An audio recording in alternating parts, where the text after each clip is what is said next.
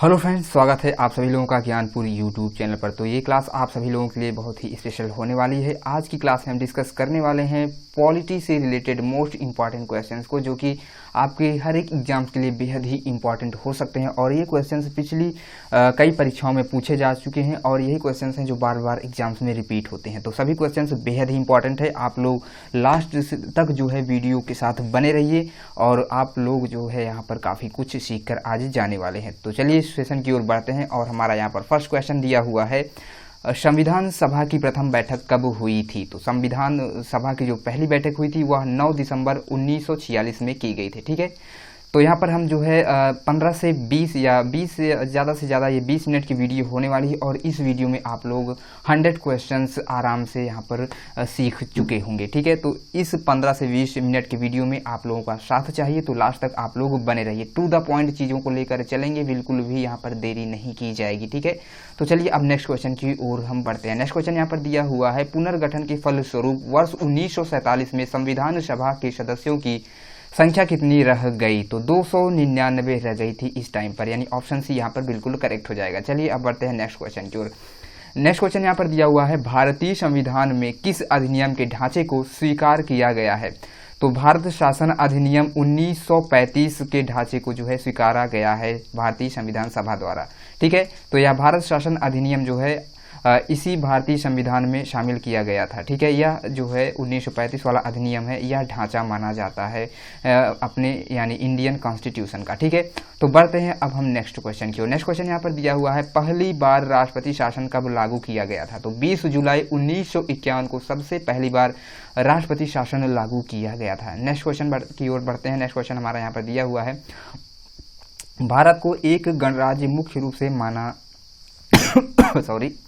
जाता है क्योंकि राज्याध्यक्ष का चुनाव होता है। ठीक है, यानी ऑप्शन नंबर यहाँ पे ए बिल्कुल करेक्ट हो जाएगा, क्योंकि यहाँ पर जो है जनता के द्वारा अपने जो प्रतिनिधित्व का चुनाव किया जाता है, इसी वजह से इसे गणराज्य का दर्जा दिया जाता है। ठीक है, अब बढ़ते हैं नेक्स्ट क्वेश्चन की। नेक्स्ट क्वेश्चन यहाँ पर दिया हुआ है, संविधान की प्रस्तावना में प्रयुक्त शब्द सेकुलर का अर्थ है। तो सेकुलर का अर्थ क्या हो जाएगा। तो सभी नागरिकों को धर्म एवं उपासना की स्वतंत्रता। तो यहाँ पर सेकुलर से संबंध इसी चीज से हो जाएगा, यानी ऑप्शन ए बिल्कुल करेक्ट हो जाएगा। सेकुलर का अर्थ हो जाएगा सभी नागरिकों को धर्म एवं उपासना की स्वतंत्रता प्रदान की जाती है भारतीय संविधान के द्वारा, यही सेकुलर का अर्थ हो जाएगा। अब बढ़ते हैं नेक्स्ट क्वेश्चन की ओर।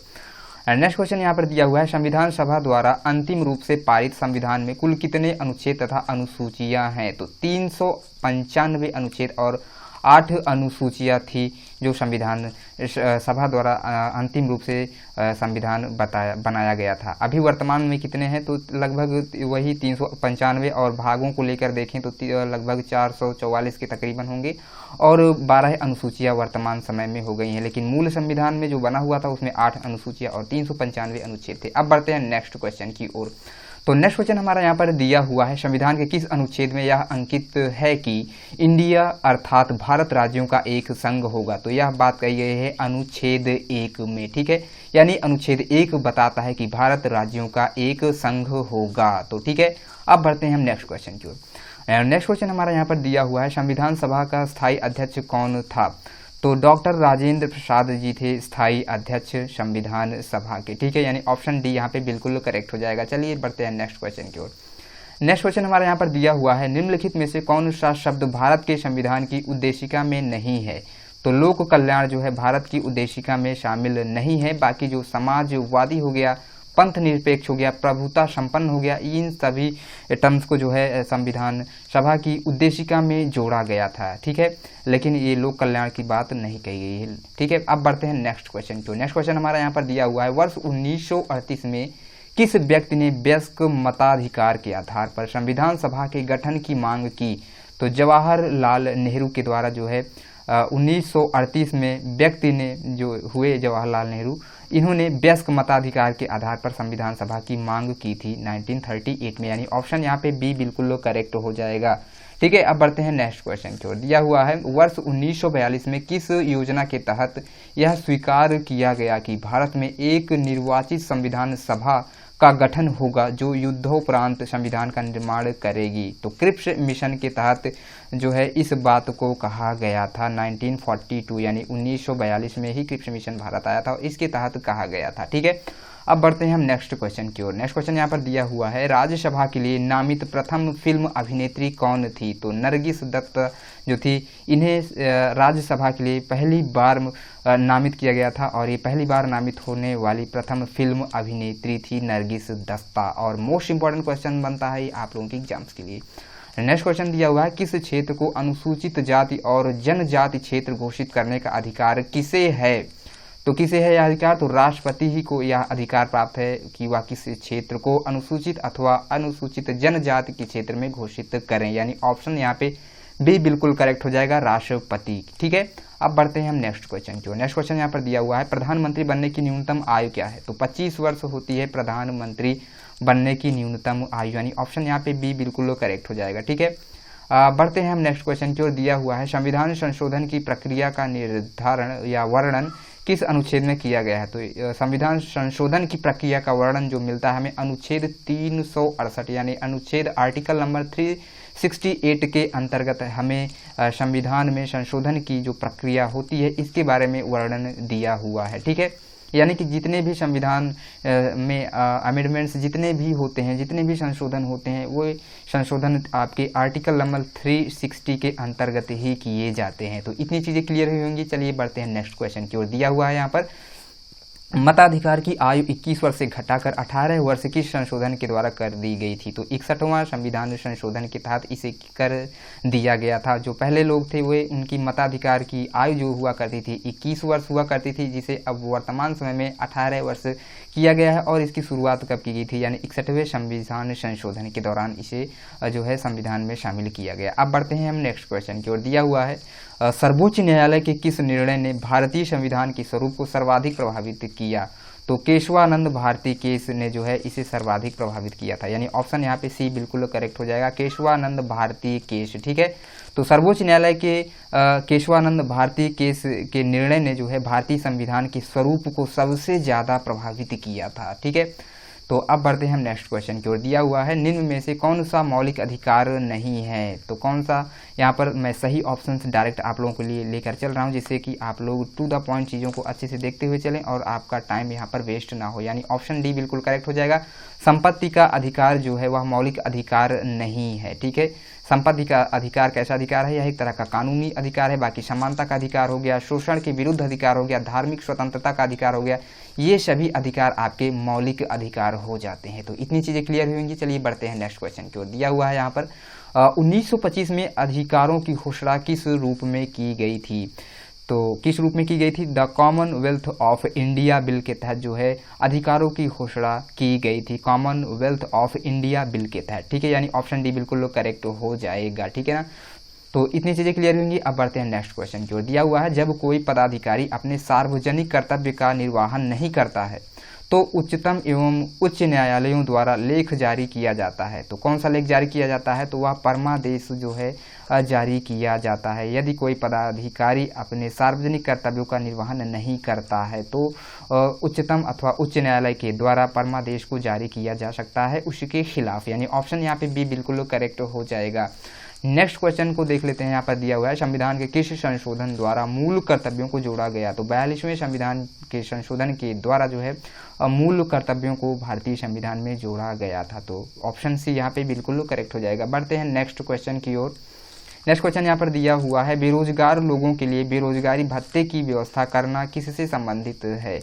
तो निदेशक जो सिद्धांत होते हैं, नीति निदेशक जो सिद्धांत दिए हुए हैं कॉन्स्टिट्यूशन में, वही जो है इसके लिए जिम्मेदार होता है, यानी ऑप्शन सी बिल्कुल करेक्ट हो जाएगा। बेरोजगार लोगों के लिए बेरोजगारी भत्ते की जो व्यवस्था जुड़ी है वह निदेशक तत्वों के सिद्धांत के अंतर्गत आती है, यानी ऑप्शन सी बिल्कुल यहाँ पे करेक्ट हो जाएगा। बढ़ते हैं नेक्स्ट क्वेश्चन की ओर। दिया हुआ है, भारत में उपराष्ट्रपति का निर्वाचन किसके द्वारा किया जाता है?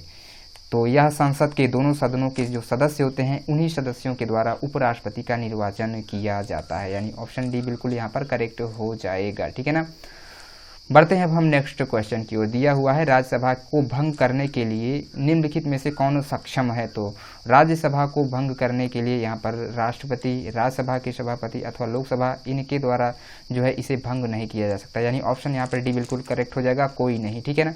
अब बढ़ते हैं हम नेक्स्ट क्वेश्चन की ओर। अच्छा, राज्यसभा को भंग किसके द्वारा किया जा सकता है, आप लोग इसका सही आंसर हमें कमेंट में बताएंगे, ठीक है। और बाकी हम लोग इसमें जो इसका सही आंसर कमेंट बॉक्स में पिन कर देंगे, ठीक है। अब बढ़ते हैं नेक्स्ट क्वेश्चन की ओर।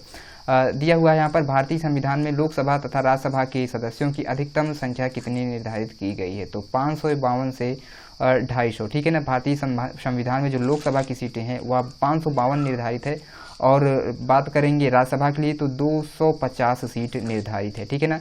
बात करते हैं लोकसभा में वर्तमान समय में कितनी सीटें हैं, तो 545 जो है लोकसभा में वर्तमान समय में जो है सीटें हैं, और इस पर इतने ही लोग निर्वाचित होते हैं, ठीक है ना।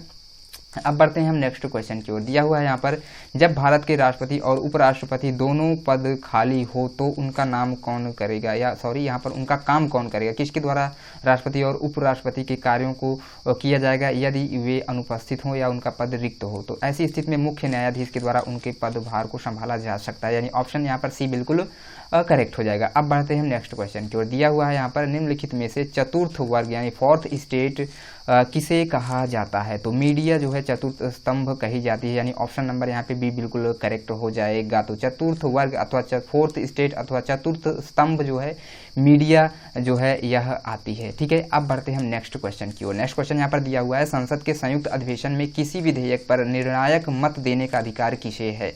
तो लोकसभा का जो अध्यक्ष होता है वह किसी भी विधेयक पर अपना निर्णायक जो मत होता है उसे दे सकते हैं, यानी ऑप्शन यहाँ पर बी बिल्कुल करेक्ट हो जाएगा, ठीक है।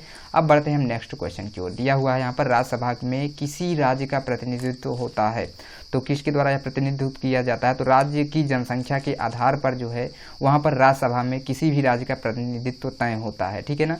तो ऑप्शन यहाँ पे ए बिल्कुल यहाँ पर ऑप्शन करेक्ट हो जाएगा, राज्य की जनसंख्या के आधार पर, ठीक है। अब दोस्तों आगे बढ़ने से पहले आप लोगों से यही रिक्वेस्ट करना चाहूँगा कि वीडियो लास्ट तक जरूर से जरूर देखिए, यहाँ पर मोस्ट इंपॉर्टेंट क्वेश्चंस इंक्लूडेड हैं, और मैं क्वेश्चंस को काफ़ी स्पीड में जो है इसलिए लेकर चल रहा हूँ जिससे कि आप लोग कम समय में ज़्यादा से ज़्यादा क्वेश्चंस यहाँ पर सॉल्व कर सके, यानी कि 15 से 20 मिनट में आपको मैं सोच रहा हूँ कि यहाँ पर 100 क्वेश्चंस करवा दूँ। इस वजह से मैं चीज़ों को काफ़ी तेज़ी के साथ लेकर चल रहा हूँ, ठीक है। वीडियो अगर आप लोगों को पसंद आता है तो इसे ज़्यादा से ज़्यादा शेयर कीजिए अपने स्टडी ग्रुप्स में, अपने फ्रेंड्स सर्कल में, है ना। अब बढ़ते हैं हम नेक्स्ट क्वेश्चन की ओर। दिया हुआ है यहाँ पर संसद के क्रमिक अधिवेशनों के बीच अधिकतम कितने समय के अंतराल की अनुमति है। तो 6 माह के अंतराल की अनुमति यहाँ पर प्रदान की गई है, यानी ऑप्शन बी बिल्कुल करेक्ट हो जाएगा। यानी संसद के जो भी क्रमिक अधिवेशन होता है वह 6 माह के अंतराल पर आवश्यक होने चाहिए, यानी उनमें जो है 6 माह से अधिक अंतराल नहीं होना चाहिए। अब बढ़ते हैं नेक्स्ट क्वेश्चन की ओर। दिया हुआ है यहाँ पर उत्तर प्रदेश के अतिरिक्त यानी उत्तर प्रदेश को छोड़ करके लोकसभा में किन 2 राज्यों का प्रतिनिधित्व सबसे अधिक है। तो बिहार, उसके बाद महाराष्ट्र आ जाता है। सबसे ज़्यादा प्रतिनिधित्व बात करते हैं तो उत्तर प्रदेश का हो जाता है, उसके बाद बिहार और महाराष्ट्र आते हैं। अब बढ़ते हैं नेक्स्ट क्वेश्चन की ओर। दिया हुआ है यहाँ पर भारत के नियंत्रक एवं महालेखा परीक्षक की नियुक्ति की अवधि कितनी होती है। तो भारत के जो नियंत्रक एवं महालेखा परीक्षक होते हैं उनकी नियुक्ति की आयु जो होती है वे उनका कार्यकाल की अवधि 6 वर्ष होती है, अथवा वह 65 वर्ष की आयु तक कार्य कर सकते हैं, यानी अपने पद पर, यानी नियंत्रक और महालेखा परीक्षक के पद पर वे रह सकते हैं, ठीक है। तो ये चीज़ें क्लियर होंगी, ऑप्शन सी बिल्कुल करेक्ट हो जाएगा, 6 वर्ष की आयु अथवा 65 वर्ष की आयु तक, ठीक है। अब बढ़ते हैं हम नेक्स्ट क्वेश्चन की ओर।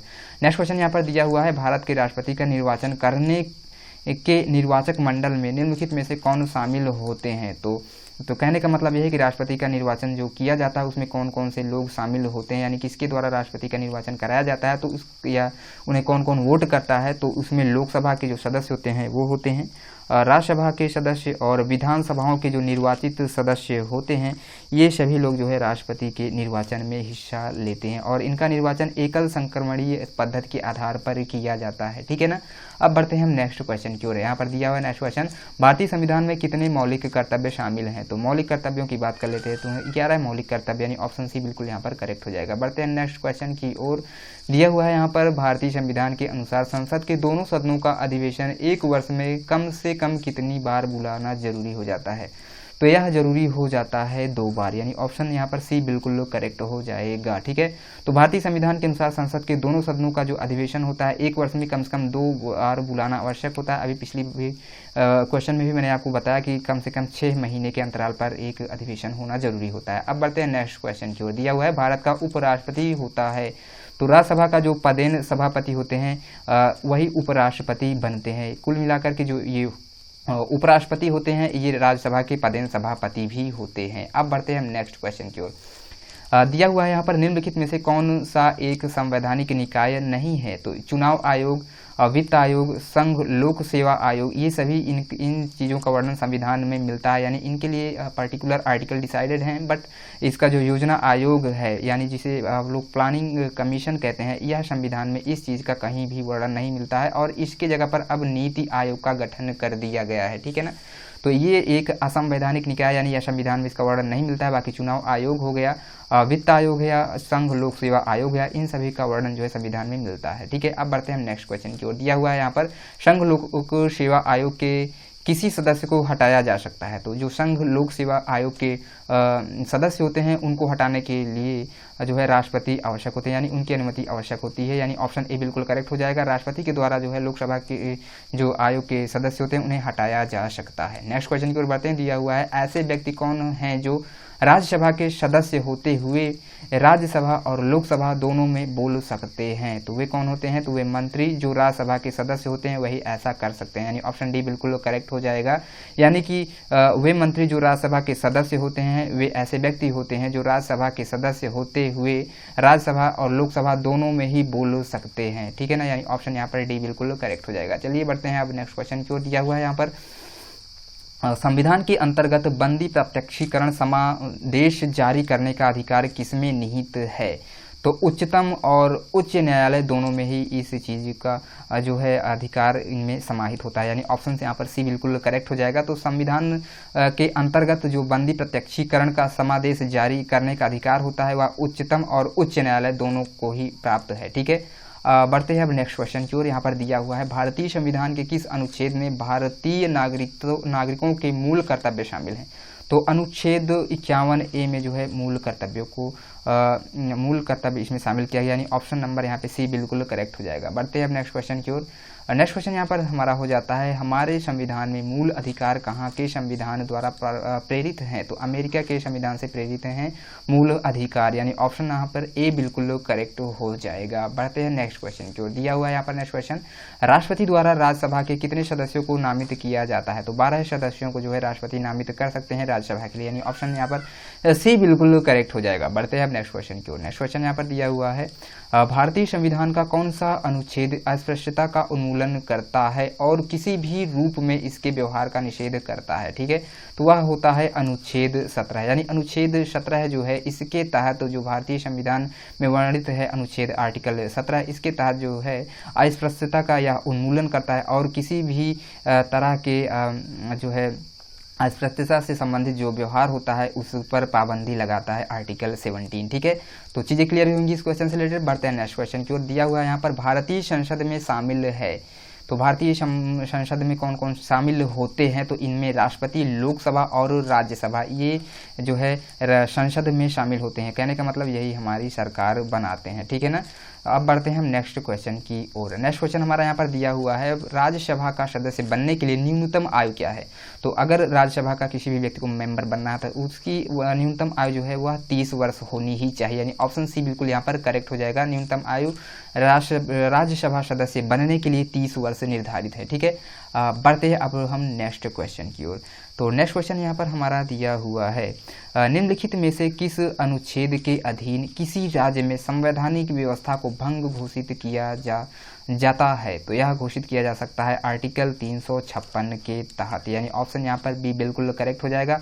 और यहाँ पर जो है राष्ट्रपति शासन लागू होता है आर्टिकल 356 के अंतर्गत। ठीक है, अब बढ़ते हैं नेक्स्ट क्वेश्चन की ओर। दिया हुआ है यहाँ पर भारतीय संविधान का अनुच्छेद 32 निम्नलिखित में से किससे संबंधित है? तो भारतीय संविधान का जो अनुच्छेद 32 है यानी 32 है आर्टिकल, यह संवैधानिक उपचारों के अधिकार को बताता है, यानी ऑप्शन यहाँ पर सी बिल्कुल करेक्ट हो जाएगा। और इस संवैधानिक उपचारों के अधिकार को जो है डॉक्टर भीमराव अंबेडकर जी ने इसे जो है संविधान की आत्मा भी कहा है। अब बढ़ते हैं नेक्स्ट क्वेश्चन की ओर। नेक्स्ट क्वेश्चन यहाँ पर हमारा दिया हुआ है, भारत के उपराष्ट्रपति के निर्वाचन के लिए निर्वाचक मंडल होता है। तो संसद के दोनों सदनों के सदस्यों के द्वारा यह निर्वाचक मंडल होता है, यानी ऑप्शन यहाँ पर सी बिल्कुल करेक्ट हो जाएगा। तो उपराष्ट्रपति का जो निर्वाचन होता है उसके लिए जो निर्वाचक मंडल होते हैं उनमें संसद के दोनों सदन शामिल होते हैं, यानी लोकसभा और राज्यसभा। ठीक है, चलिए बढ़ते हैं हम नेक्स्ट क्वेश्चन की ओर। और यहाँ पर नेक्स्ट क्वेश्चन दिया हुआ है, निम्नलिखित में से कौन सा न्यायालय जो है अधीनस्थ आपराधिक न्यायालयों का शीर्ष न्यायालय होता है? तो यह सत्र न्यायालय होता है जो है न्यायालय अधीनस्थ के आपराधिक न्यायालयों के लिए शीर्ष न्यायालय। ठीक है ना, तो यानी ऑप्शन नंबर यहाँ पे सी बिल्कुल करेक्ट हो जाएगा। जो है सत्र न्यायालय होता है इसके लिए। ठीक है ना, तो यह एक तरह का शीर्ष न्यायालय होता है। अब बढ़ते हैं अब नेक्स्ट क्वेश्चन की ओर। दिया हुआ है यहाँ पर, वह अधिनियम अवधि कितनी होती है जिस तक संविधान के अनुच्छेद 356 के अधीन राष्ट्रपति द्वारा जारी की गई संसद द्वारा बढ़ाई गई उद्घोषणा सामान्यतः लागू रह सकती है? तो 6 महीने तक जो है यह लागू रह सकता है, यानी ऑप्शन यहाँ पर ए बिल्कुल करेक्ट हो जाएगा। तो आर्टिकल नंबर 356 यानी यह इमरजेंसी की घोषणा करता है, यानी जो इमरजेंसी लागू होती है किसी भी स्टेट या राज्य में, जब भी इमरजेंसी लगाई जाती है तो वह मैक्सिमम 6 महीने तक के लिए ही लागू की जा सकती है राष्ट्रपति के द्वारा, उसके बाद उन्हें इस इमरजेंसी को हटाना पड़ता है। ठीक है, चलिए अब बढ़ते हैं हम नेक्स्ट क्वेश्चन की ओर। यहाँ पर दिया हुआ है, भारत के संविधान में सामाजिक न्याय के उद्देश्य को कहाँ मुखरित किया गया है? तो इस बात को जो है बताया गया है प्रस्तावना में, यानी ऑप्शन नंबर यहाँ पे डी बिल्कुल करेक्ट हो जाएगा। तो भारत के संविधान में जो सामाजिक न्याय के उद्देश्य की बात कही गई है, यह चीज़ जो है प्रस्तावना में शामिल किया गया है इसे। चलिए अब बढ़ते हैं हम नेक्स्ट क्वेश्चन की ओर। तो यहाँ पर हमारा नेक्स्ट क्वेश्चन दिया हुआ है, युद्ध या बाहरी आक्रमण के कारण संविधान के किस अनुच्छेद के अधीन भारत में आपात स्थिति की घोषणा की जा सकती है? तो यह घोषणा अनुच्छेद 352 के तहत की जा सकती है। ठीक है, यानी ऑप्शन नंबर यहाँ पर बी बिल्कुल करेक्ट हो जाएगा। चलिए अब बढ़ते हैं हम नेक्स्ट क्वेश्चन की ओर। तो नेक्स्ट क्वेश्चन यहाँ पर हमारा दिया हुआ है, पंचायती राज प्रणाली भारत के किस राज्य ने सबसे पहले लागू की थी? तो राजस्थान के द्वारा यह लागू की गई थी, यानी ऑप्शन नंबर यहाँ पर बी बिल्कुल करेक्ट हो जाएगा। राजस्थान के नागौर जिले से। ठीक है ना, तो नागौर जिले से जो है इस पंचायती राज प्रणाली की शुरुआत की गई थी। ठीक है, तो बढ़ते हैं अब नेक्स्ट क्वेश्चन की ओर। दिया हुआ है यहाँ पर, दुनिया के निम्नलिखित में से किस देश से भारतीय संविधान में राजनीति के निदेशक सिद्धांत की संकल्पना को अंगीकार किया गया था? तो यह आयरलैंड से लिया गया है, यानी ऑप्शन यहाँ पर बिल्कुल ए बिल्कुल यहाँ पर करेक्ट हो जाएगा। तो आयरलैंड जो है यहीं से जो है भारतीय संविधान में राज्य के जो नीति निर्देशक तत्व हैं, इन चीज़ों को आयरलैंड से लिया गया था। ठीक है, चलिए अब बढ़ते हैं हम नेक्स्ट क्वेश्चन की ओर। यहाँ पर दिया हुआ है, भारत में राष्ट्रपति के चुनाव संबंधी विवाद के मामले को निम्नलिखित में से किसके पास भेजा जाएगा?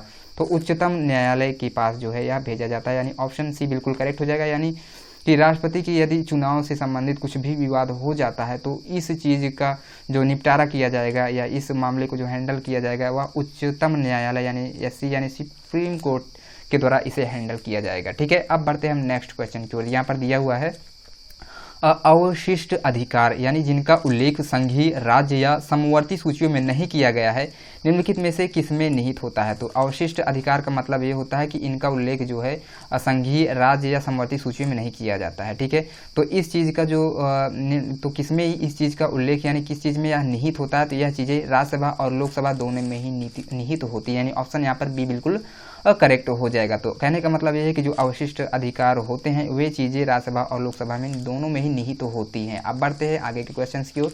दिया हुआ है यहाँ पर, एक संशोधन द्वारा समावेशित भारतीय संविधान का अनुच्छेद 243 निम्नलिखित में से किस विषय से संबंधित होता है? तो यह संबंधित है पंचायती राज्य से, यानी ऑप्शन नंबर सी बिल्कुल करेक्ट हो जाएगा। तो अनुच्छेद 243 जो है यह पंचायती राज से रिलेटेड हो जाएगा और यह आर्टिकल काफ़ी इंपॉर्टेंट बनता है। ठीक है, बढ़ते हैं नेक्स्ट क्वेश्चन की ओर। यहाँ पर दिया हुआ है, निम्नलिखित में से संसद की वह स्थायी समिति कौन सी है जिसमें राज्यसभा के सदस्य शामिल नहीं होते?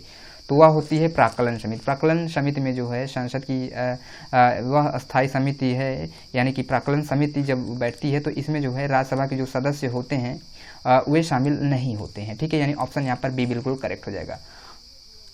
बढ़ते हैं नेक्स्ट क्वेश्चन की ओर। नेक्स्ट क्वेश्चन यहाँ पर दिया हुआ है, भारतीय संविधान सभा की संघीय शक्ति समिति के अध्यक्ष कौन थे? तो कौन थे? तो संघीय शक्ति समिति के जो अध्यक्ष थे वो जवाहरलाल नेहरू जी थे, यानी ऑप्शन यहाँ पर डी बिल्कुल करेक्ट हो जाएगा। चलिए अब देखते हैं हम आगे के क्वेश्चंस को, और हमारा यहाँ पर नेक्स्ट क्वेश्चन दिया हुआ है, भारत का नियंत्रक महालेखा परीक्षक किसके लिए मुख्य लेखाकार तथा लेखा परीक्षक के रूप में काम करता है? तो वो हो जाएंगे केंद्र और राज्य सरकार दोनों के लिए जो है यह कार्य किया जाता है, यानी ऑप्शन सी बिल्कुल यहाँ पर करेक्ट हो जाएगा। यानी भारत का जो नियंत्रक और महालेखा परीक्षक होता है ये मुख्य लेखाकार तथा लेखा परीक्षक के रूप में केंद्र और राज्य सरकार दोनों के लिए ही कार्य को करते हैं, ठीक है। अब बढ़ते हैं नेक्स्ट क्वेश्चन की ओर। नेक्स्ट क्वेश्चन हमारा यहाँ पर दिया हुआ है, निम्नलिखित में से वह व्यक्ति कौन है जो संसद सदस्य नहीं है लेकिन जिसे संसद को संबोधित करने का अधिकार प्राप्त होता है? तो वो होते हैं भारत के अटॉर्नी जनरल ऑफ इंडिया, ठीक है। यानी ऑप्शन नंबर यहाँ पर ए बिल्कुल करेक्ट हो जाएगा। अटॉर्नी जनरल ऑफ इंडिया वे एक ऐसे व्यक्ति होते हैं जो कि संसद के तो सदस्य नहीं होते हैं लेकिन फिर भी वे संसद सभा को संबोधित कर सकते हैं, ठीक है। यानी इन्हें यह अधिकार प्राप्त है, यानी ऑप्शन यहाँ पर ए बिल्कुल करेक्ट हो जाएगा। अब बढ़ते हैं हम नेक्स्ट क्वेश्चन की ओर। नेक्स्ट क्वेश्चन यहाँ पर दिया हुआ है, निम्नलिखित में से किसके संबंध में राज्यसभा को लोकसभा के अपेक्षाकृत अधिक अधिकार प्राप्त है? तो वो होता है नई अखिल भारतीय सेवाओं का जो गठन करना पड़ता है उस टाइम पर जो है इन्हें अधिकार प्राप्त होता है, वो भी अधिक मात्रा में, तो ठीक है ना। तो राज्यसभा को लोकसभा के अपेक्षाकृत अधिकार प्राप्त होता है जब नई अखिल भारतीय सेवाओं का गठन करना होता है, यानी ऑप्शन सी बिल्कुल यहाँ पर करेक्ट हो जाएगा। बढ़ते हैं अब नेक्स्ट क्वेश्चन की ओर। नेक्स्ट क्वेश्चन यहाँ पर दिया हुआ है, निम्नलिखित में से उच्च न्यायालय उच्चतम न्यायालय का वह रिट आदेश कौन सा है जो किसी प्राधिकार को रद्द करने के लिए किया जाता है? तो अधिकार परीक्षा होता है, यानी ऑप्शन सी यहाँ पर बिल्कुल करेक्ट हो जाएगा। चलिए अब बढ़ते हैं हम नेक्स्ट क्वेश्चन की ओर। नेक्स्ट क्वेश्चन हमारा यहाँ पर दिया हुआ है, निम्नलिखित में से वह अधिकार कौन सा है जिसकी गणना भारत के संविधान में नहीं की गई है लेकिन जिसे उच्चतम न्यायालय ने मौलिक अधिकार बताया है? तो वह हो जाता है निजता का अधिकार, यानी ऑप्शन यहाँ पर ए बिल्कुल करेक्ट हो जाएगा। तो निजता का अधिकार जो है इसकी जो गणना है वह भारत के संविधान में नहीं की गई है परंतु उच्चतम न्यायालय ने इसे मौलिक अधिकार बताया है, यानी ऑप्शन यहाँ पर ए बिल्कुल करेक्ट हो जाएगा। चलिए अब बढ़ते हैं हम नेक्स्ट क्वेश्चन की ओर। नेक्स्ट क्वेश्चन यहाँ पर हमारा दिया हुआ है, कौन सा सेवा केंद्रीय सेवा नहीं है? तो वह हो जाती है भारतीय विदेश सेवा। तो भारतीय विदेश सेवा जो होती है वह एक तरह की केंद्रीय सेवा नहीं है, यानी ऑप्शन नंबर यहाँ पर बी बिल्कुल करेक्ट हो जाएगा। भारतीय पुलिस सेवा तो यह एक तरह की जो भी है ये आपकी इंडियन सेवा ही है, और भारतीय लेखा परीक्षक और लेखा सेवा हो गया, भारतीय राजस्व सेवा हो गया, ये सभी जो है इस सेवा के अंतर्गत आती हैं, परंतु ये भारतीय विदेश सेवा जो होती है इसके कैटेगरी में नहीं आती है, यानी ऑप्शन बी बिल्कुल करेक्ट हो जाएगा।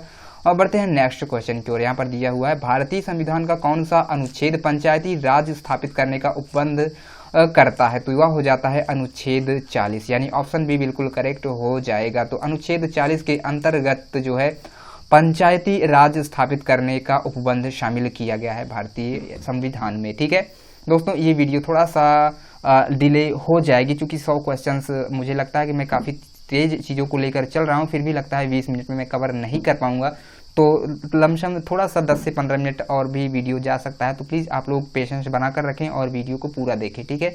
चलिए अब बढ़ते हैं नेक्स्ट क्वेश्चन की ओर। यहाँ पर दिया हुआ है, निम्नलिखित में से कौन सा निजी स्वतंत्रता का एक अधिक जो है आधार है? तो बंदी प्रत्यक्षीकरण जो होता है यह एक तरह का स्वतंत्रता जो मिलती है वह निजी स्वतंत्रता का एक तरह का एक आधार माना जाता है, यानी ऑप्शन बी बिल्कुल करेक्ट हो जाएगा। तो बंदी प्रत्यक्षीकरण जो होता है वह निजी स्वतंत्रता का एक आधार माना जाता है संविधान के अनुसार। नेक्स्ट क्वेश्चन की ओर बढ़ते हैं। दिया हुआ है, संविधान का अनुच्छेद 1 जो है वह भारत को क्या घोषित करता है? तो वह बताता है भारत एक राज्यों के संघ के रूप में है, यानी जो है यह अनुच्छेद 1 राज्यों के संघ के रूप में दर्शाता है, यानी ऑप्शन यहाँ पर डी बिल्कुल करेक्ट हो जाएगा। चलिए बढ़ते हैं नेक्स्ट क्वेश्चन की ओर। यहाँ पर दिया हुआ है, निम्नलिखित में से किस देश का जो अलिखित संविधान है? तो अलिखित यहाँ पर जो दिए हुए हैं इनमें से आप लोगों को चूज करना है कौन सा अलिखित है। तो अमेरिका का एक लिखित है, पाकिस्तान का भी है, भारत का भी है, ब्रिटेन जो है इसका एक अलिखित संविधान है। ऑप्शन यहाँ पर बी बिल्कुल करेक्ट हो जाएगा। बढ़ते हैं नेक्स्ट क्वेश्चन की ओर। यहाँ पर दिया हुआ है भारतीय संविधान कब अपनाया गया था? तो 26 जनवरी 1949 को भारतीय संविधान जो है अंगीकृत यानी जो है अपनाया गया था, परंतु इसे पूर्ण रूप से लागू कब किया गया था? तो इसे 26 जनवरी 1950 को पूर्ण रूप से लागू कर दिया गया था। ठीक है ना, चीजें क्लियर होंगी। चलिए बढ़ते हैं नेक्स्ट क्वेश्चन की ओर। यहाँ पर दिया हुआ है भारतीय संविधान में कितनी अनुसूचियां हैं? तो वर्तमान समय में जो है भारतीय संविधान में 12 अनुसूचियां हैं, लेकिन जब मूल संविधान बना था तो उस समय पर जो है अनुसूचियों की संख्या कितनी थी? तो 8 अनुसूचियां थी जब भारतीय संविधान तैयार हुआ था तब। बढ़ते हैं नेक्स्ट क्वेश्चन की ओर। यहाँ पर दिया हुआ है संविधान के किस अनुच्छेद के अंतर्गत जम्मू और कश्मीर को विशेष जो है संवैधानिक स्थिति प्राप्त थी? तो यह प्राप्त थी अनुच्छेद 370 के तहत, लेकिन अब इन सभी अनुच्छेद 370 और 35A जो है इन सभी उपबंधों को यहाँ से हटा लिया गया है, यानी कि अब इसे एक केंद्र शासित प्रदेश घोषित कर दिया गया है। चलिए अब हम बढ़ते हैं नेक्स्ट क्वेश्चन की ओर। तो नेक्स्ट क्वेश्चन हमारा यहाँ पर दिया हुआ है भारत का नीति आयोग किस प्रकार का निकाय है? तो यह एक तरह का संवैधानिक निकाय हो जाता है, यानी जो है संवैधानिक जो है यह निकाय हो जाता है। ठीक है ना, तो लेकिन ये जो नीति आयोग है इसके लिए कोई स्पेशल जो है आर्टिकल जो है यहाँ पर हमारे संविधान में शामिल नहीं किया गया है। योजना आयोग की जगह पर इसे जो है प्लानिंग कमीशन जो पहले हुआ करता था, यानी कि जो योजनाएं बनाता था हमारे इंडिया के लिए, जैसे कि उसमें पंचवर्षीय योजनाएं शामिल हैं, तो ये योजना जो है प्लानिंग कमीशन बनाता था, यानी कि योजना आयोग बनाता था। तो उसी की जगह पर जो है 2017 में इसकी समाप्ति हो गई थी, तो उसकी जगह पर जो है यह नीति आयोग का गठन किया गया है। तो एक तरह का संवैधानिक निकाय है जिसके बारे में जो है इसका वर्णन संविधान के किसी भी अनुच्छेद में नहीं किया गया है। बढ़ते हैं नेक्स्ट क्वेश्चन की ओर। यहाँ पर दिया हुआ है मौलिक अधिकारों को लागू करने के लिए रिट जारी किया जाता है किसके द्वारा? तो उच्चतम न्यायालय के द्वारा किया जाता है इस रिट को जारी, यानी ऑप्शन सी बिल्कुल यहाँ पर करेक्ट हो जाएगा।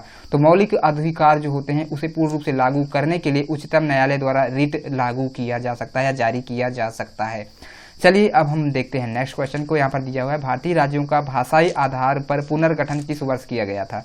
तो भाषाई के आधार पर, भाषाओं के आधार पर राज्यों का गठन जो है पुनः किया गया था 1956 में। पहला राज्य जो है भाषाई के आधार पर कौन सा गठित हुआ था? तो वो हो जाता है शायद, तो मैं कंफर्म हूँ, शायद आंध्र प्रदेश ही था। आप लोग एक बार इसे चेक कर लीजिएगा, लेकिन आंध्र प्रदेश ही था, वैसे मैं श्योर भी हूँ थोड़ा सा, लेकिन आप लोग इसे चेक कीजिएगा। ठीक है, अब बढ़ते हैं नेक्स्ट क्वेश्चन की। यहाँ पर दिया हुआ है भारतीय संविधान की 8वीं अनुसूची में कितनी भाषाएं शामिल है? तो 22 भाषाओं को शामिल किया गया है। ठीक है, नेक्स्ट क्वेश्चन देख लेते हैं। यहाँ पर दिया हुआ है राज्यपाल का मुख्य सलाहकार कौन होता है? तो मुख्यमंत्री जो होते हैं ये मुख्य सलाहकार हो जाते हैं राज्यपाल के।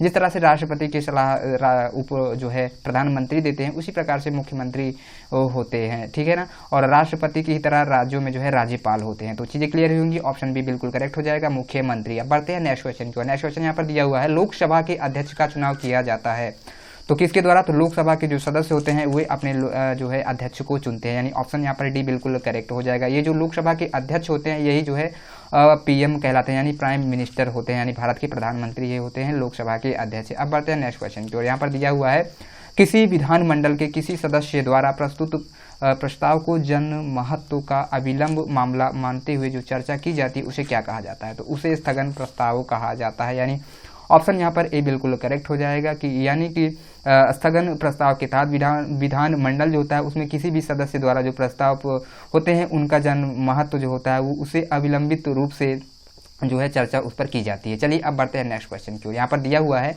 संघ लोक सेवा आयोग के सदस्यों के पद की कार्यकाल कितना होता है? तो संघ लोक सेवा आयोग जिसे आप लोग यूपीएससी भी कहते हैं, तो 6 वर्ष या 65 वर्ष इनका कार्यकाल जो है निर्धारित होता है, यानी 6 वर्ष या 65 वर्ष की आयु तक ये कार्य यानी अपने पद पर रह सकते हैं संघ लोक सेवा आयोग के जो सदस्य होते हैं। ठीक है, अब बढ़ते हैं नेक्स्ट क्वेश्चन की ओर। यहाँ पर दिया हुआ है युद्ध का आक्रमण, जो युद्ध होता है या आक्रमण के कारण अनुच्छेद 352 के अंतर्गत आपातकाल की घोषणा के लिए संसद का अनुमोदन जो होता है वो कितने टाइम के लिए अपेक्षित किया जाता है, तो 1 माह के भीतर जो होता है इनका अनुमोदन जो होता है वह अपेक्षित होता है। ठीक है, यानी ऑप्शन यहाँ पर ए बिल्कुल करेक्ट हो जाएगा। जो है भारतीय संविधान में 3 तरह के जो है इमरजेंसी जो है मिलता है देखने के लिए। एक तो आपका 352 हो गया, एक होता है 356 और शायद एक 360 होता है। तो यही 3 तरह की इमरजेंसी जो है इंडियन कॉन्स्टिट्यूशन में वर्णित है और इन्हीं पर जो है भारत में इमरजेंसी घोषणा राष्ट्रपति के द्वारा की जाती है और यह इमरजेंसी जो होती है वह मैक्सिमम 6 महीने के लिए लागू की जा सकती है। तो चीज़ें क्लियर होंगी। चलिए अब बढ़ते हैं नेक्स्ट क्वेश्चन। तो यहाँ पर दिया हुआ है कौन सा आयोग संवैधानिक उपबंधों द्वारा स्थापित नहीं है। तो नीति आयोग जो होता है यह आयोग ऐसा आयोग होता है जो संवैधानिक उपबंधों द्वारा स्थापित नहीं है। कहने का मतलब यह है कि इसको मैंने कई बार आप लोगों को इस सीरीज में डिस्कस किया कि एक तरह का कुल मिलाकर के इसके लिए स्पेशल कोई भी आर्टिकल जो होता है वह हमारे संविधान में वर्णित नहीं है। ठीक है, यानी कि कुल मिलाकर के असंवैधानिक निकाय कहने का मतलब यह है कि इसके लिए कोई भी आर्टिकल फिक्स नहीं है। ठीक है, अब बढ़ते हैं हम नेक्स्ट क्वेश्चन की ओर। यहाँ पर दिया हुआ है लोकसभा के निर्वाचित सदस्यों की अधिकतम संख्या कितनी है। तो 552 अधिकतम सदस्य हो जाते हैं, लेकिन वर्तमान समय में 545 सदस्य हैं। ठीक है, चलिए अब नेक्स्ट क्वेश्चन देख लेते हैं। यहाँ पर दिया हुआ है राज्य विधानसभा में धन विधेयक किसकी पूर्व अनुमति से प्रस्तुत किया जा सकता है। तो राज्य का जो राज्यपाल होता है उनकी अगर अनुमति हो तो उनकी अनुमति से प्रस्तुत किया जा सकता है। ऑप्शन ए बिल्कुल करेक्ट हो जाएगा। तो ठीक है, अब बढ़ते हैं नेक्स्ट क्वेश्चन की ओर। यहाँ पर दिया हुआ है राजनीति के निर्देशक जो सिद्धांत होते हैं के साथ भारतीय संविधान का कौन सा भाग संबंधित है। तो भाग पूछा जा रहा है, तो भाग 4 जो होता है इस भाग में जो है भाग 4 में जो होता है इसमें इसके अंतर्गत जो राज्य के नीति निर्देशक सिद्धांत होते हैं इनका वर्णन मिलता है। अब बढ़ते हैं हम नेक्स्ट क्वेश्चन की ओर। नेक्स्ट क्वेश्चन यहाँ पर दिया हुआ है उच्चतम न्यायालय द्वारा कितने प्रकार की रिट जारी की जा सकती है। तो उच्चतम जो न्यायालय होता है यानी कहने का मतलब जो सुप्रीम कोर्ट होता है उसके द्वारा जो होता है कुल मिलाकर के 5 तरह की रिट को जारी किया जा सकता है। बढ़ते हैं नेक्स्ट क्वेश्चन की ओर। यहाँ पर दिया हुआ है संसद के दोनों सदनों की संयुक्त बैठक को भेजा गया विधेयक जो होता है उसे पारित होना होता है कितने टाइम में। तो उपस्थित जो सदस्यों के साधारण बहुमत से उसे पारित होना होता है, यानी जितने भी वहाँ पर संसद के जो दोनों सदन होते हैं, कहने का मतलब लोकसभा राज्यसभा होता है, तो दोनों जो सदन होते हैं उसमें उपस्थित जो सदस्य होते हैं उन्हीं के साधारण बहुमत से, कहने का मतलब यह है कि हाफ से ज़्यादा होना चाहिए उनका बहुमत। ठीक है, अब बढ़ते हैं नेक्स्ट क्वेश्चन की ओर। नेक्स्ट क्वेश्चन यहाँ पर दिया हुआ है भारत सरकार का संवैधानिक अध्यक्ष कौन है। तो हो जाते हैं राष्ट्रपति, यानी ऑप्शन यहाँ पर ए बिल्कुल करेक्ट हो जाएगा। तो संवैधानिक अध्यक्ष जो होते हैं वो राष्ट्रपति होते हैं और ये भारत के प्रथम नागरिक भी होते हैं राष्ट्रपति। ठीक है, अब बढ़ते हैं हम नेक्स्ट क्वेश्चन की ओर। नेक्स्ट क्वेश्चन हमारे यहाँ पर दिया हुआ है यदि राष्ट्रपति त्यागपत्र देना चाहे तो वह अपना त्यागपत्र किससे संबोधित करेंगे। तो उपराष्ट्रपति को जो है ये अपना त्यागपत्र दे सकते हैं, यानी ऑप्शन सी बिल्कुल करेक्ट हो जाएगा। इसके अलावा यदि राष्ट्रपति को उनके पद से हटाना होता है तो कैसे हटाते हैं, तो महाअभियोग जो है उनके ऊपर चलाया जाता है और जो है दोषी पाए जाने पर उन्हें उनके पद से त्यागपत्र उन्हें देना पड़ता है। चलिए अब बढ़ते हैं नेक्स्ट क्वेश्चन की ओर। यहाँ पर नेक्स्ट क्वेश्चन यहाँ पर दिया हुआ है सरकारिया आयोग की नियुक्ति किस प्रश्न की समीक्षा के लिए की गई है। तो जो सरकारिया आयोग होता है काफ़ी चर्चा में होता है सरकारिया आयोग, तो केंद्र राज्य संबंधों की जो है नियुक्ति जो है प्रश्नों की जो समीक्षा होती है केंद्र और राज्यों के बीच, इसकी समीक्षा के लिए केंद्र राज्य संबंधों की समीक्षा के लिए जो होता है इस सरकारिया आयोग की नियुक्ति, कहने का मतलब ये है कि इसका गठन किया गया था, यानी ऑप्शन ए बिल्कुल करेक्ट हो जाएगा। तो यानी कहने का मतलब ये है केंद्र और राज्यों में किस तरह के संबंध हैं उन संबंधों की समीक्षा और उन संबंधों को अच्छे से प्रगाढ़ बनाए रखने के लिए यह सरकारिया आयोग गठित किया गया था, इसका भी वर्णन जिक्र मिलता है संविधान में। अब बढ़ते हैं नेक्स्ट क्वेश्चन की ओर। यहाँ पर दिया हुआ है उच्च न्यायालय के न्यायाधीश अपने पद पर रहते हैं। तो जो उच्च न्यायालय के न्यायाधीश होते हैं ये अपने पद पर जो है 62 वर्ष की आयु तक रह सकते हैं। उच्च न्यायालय कहने का मतलब है हाई कोर्ट की बात कर रहा है, ठीक है ना, यानी ऑप्शन यहाँ पर सी बिल्कुल करेक्ट हो जाएगा। अब पढ़ते हैं नेक्स्ट क्वेश्चन की ओर। यहाँ पर दिया हुआ है संघ लोक सेवा आयोग की वार्षिक रिपोर्ट किसे प्रस्तुत की जाती है। तो राष्ट्रपति को जो है प्रस्तुत की जाती है संघ लोक सेवा आयोग की वार्षिक रिपोर्ट, ऑप्शन ए बिल्कुल करेक्ट हो जाएगा। चलिए अब बढ़ते हैं हम आगे के क्वेश्चन की। तो हमारा अब बढ़ते हैं हम नेक्स्ट क्वेश्चन की ओर। दोस्तों वीडियो थोड़ा सा लंबा जरूर होगा लेकिन आप लोग वीडियो को लास्ट तक देखिए जो कि इसमें आप लोगों को खुद ही फायदा होने वाला है। काफ़ी मोस्ट इंपॉर्टेंट क्वेश्चंस मैंने यहाँ पर कलेक्ट किया है जो कि आपकी आगामी एग्जाम्स के लिए बेहद ही महत्वपूर्ण होने वाले हैं। हम लास्ट तक अंततः पहुँचने ही वाले हैं, है ना। तो हमारा यहाँ पर नेक्स्ट क्वेश्चन दिया हुआ है भारतीय संविधान के कौन से भाग में मौलिक अधिकारों पर चर्चा की गई है। तो भाग 3 के तहत जो है भारत में मौलिक अधिकारों की चर्चा की जाती है, यानी भारतीय संविधान में भाग 3 के तहत जो है मौलिक अधिकारों की चर्चा की गई है, यानी ऑप्शन यहाँ पर सी बिल्कुल करेक्ट हो जाएगा। नेक्स्ट क्वेश्चन की ओर बढ़ते हैं। दिया हुआ है प्रादेशिक दल बनने के लिए दल को किसी चुनाव में मतों का न्यूनतम कितने प्रतिशत प्राप्त होता है, तो 4% जो होता है इन्हें मत प्राप्त होना अनिवार्य होता है। यानी प्रादेशिक दल बनने के लिए कम से कम जो होता है किसी भी दल को न्यूनतम 4% का मत आवश्यक हो जाता है। अब बढ़ते हैं नेक्स्ट क्वेश्चन की ओर। यहाँ पर दिया हुआ है भारतीय संविधान में कितने मौलिक कर्तव्य हैं, तो 11 है मौलिक कर्तव्य हैं भारतीय संविधान में। आई थिंक ये क्वेश्चन रिपीट हुआ है लेकिन आप लोग देख लीजिए थी, ठीक है। नेक्स्ट क्वेश्चन यहाँ पर दिया हुआ है वित्तीय आपात घोषित किया जा सकता है, तो वित्तीय आपात जो होता है यह अनुच्छेद 360 के तहत घोषित किया जा सकता है। पहले भी मैंने आपको बताया भारतीय संविधान में 3 तरह के आपात स्थितियों का वर्णन किया गया है। आर्टिकल 352 है, 356 है और 360, तो इन्हीं के तहत जो है आपात स्थितियों का वर्णन किया जा सकता है। अब हम बढ़ते हैं नेक्स्ट क्वेश्चन की ओर, ठीक है। तो नेक्स्ट क्वेश्चन हमारा यहाँ पर दिया हुआ है निम्नलिखित में से कौन सी नियुक्ति भारत के